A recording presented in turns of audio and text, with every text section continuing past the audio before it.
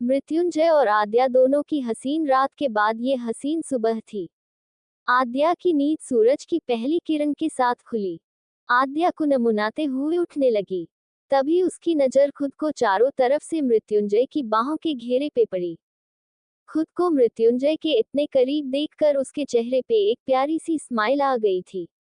आज वो सचमन से पूरे होश में जय की हो गई थी। ये एहसास ही उसे अलग सुकून दे रहा था। वो कुछ पल लेती रही, फिर उठकर शावर लेने चली गई। आद्या शावर लेके पूजा करने नीचे आ गई थी। मृत्युंजय भी कुछ देर बाद जगा और उठने के बाद उसके दिमाग में कल रात की फिल्म घूम गई। वो मंद मुस्कुराया और कुछ पल सोचकर वो भी शावर लेने आ गया। जय शावर लेके रूम में वापस आया तभी उसके मैनेजर का फोन आया।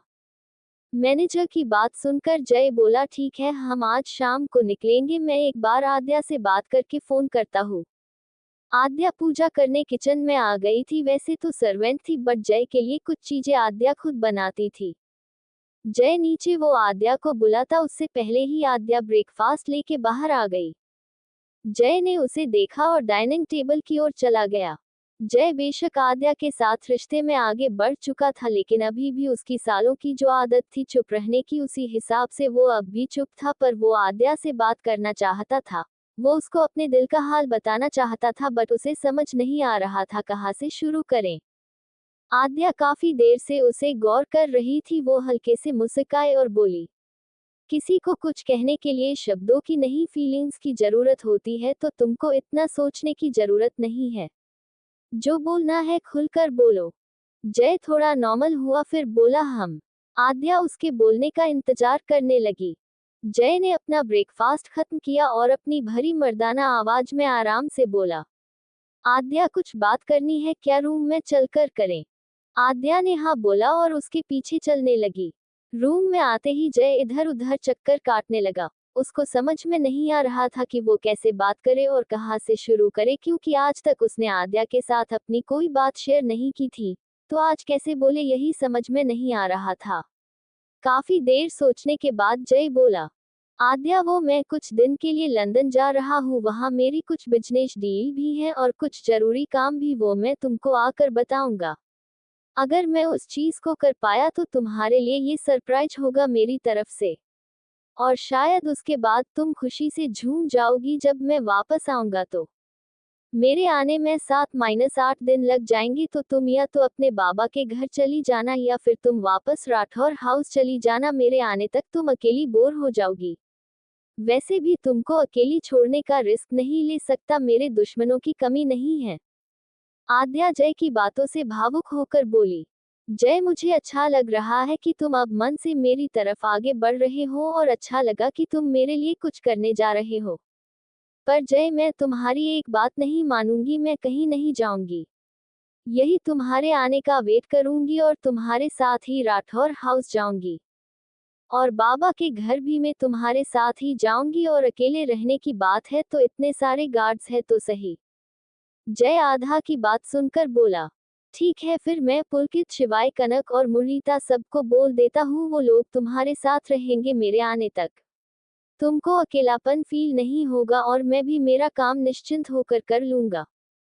और जय ने आगे के वर्ड तो फोन में ही बोले, हाँ शिवाय, कुछ दिन के लिए आउट ऑफ कंट्री जा रहा हूँ। तो तुम कनक, मुरलीता और पुलकित मेरे आने तक यही रहना अपनी भाभी के साथ। जय ने रौबीली आवाज में कहा, जिस पर शिवाय ने जी भाई कह के हाँ बोला। जय के जाने की बात पे आद्या की आंखों में आंसू आ गए थे, किंतु वो जय को दिखाना नहीं चाहती थी, इसलिए जब जय फोन पे बात कर रहा था तब वो चुपके से उसके बगल से निकलकर जाने लगी। जय ने पीछे से जाती हुई आद्या का हाथ पकड़ लिया और फोन ले बात करने लगा। आद्या वही की वही खड़ी रह गई। उसके शरीर में अजीब सी झंझनाहट सी हुई जय के अचानक से हाथ पकड़कर रोकने से।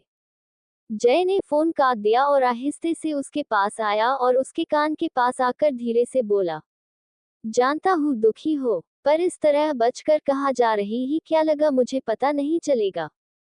जय की बातों से आद्या की अब तक की रुलाई जो बंधी हुई थी वो अचानक से फूट पड़ी और रोते हुए पलटकर जय के सीने से लगाकर बोली, जय I love you so much and I miss you so much, दो दिल दो दिल। जय ने आज पहली बार आद्या को खुद के लिए रोते देखा।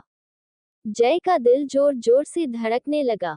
उसको अच्छा लगा कि आद्या भी उसे प्यार करती है। वो अपने प्यार को अपने बेहद करीब पाकर आकर्षक तरीके से आद्या को अपनी मजबूत बाजुओं में कैद करके उसे अपने सीने से लगा लिया और काफी देर तक सीने से लगाकर रखा।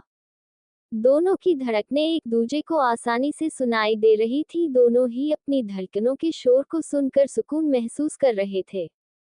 काफी देर वो एक दूजे से ऐसे ही गले लगे रहे। फिर जय ने प्यार से आद्या के माथे को चूमा और बोला, चिंता मत करो, जल्दी आऊंगा और अपना ध्यान रखना और बातें करते रहेंगे।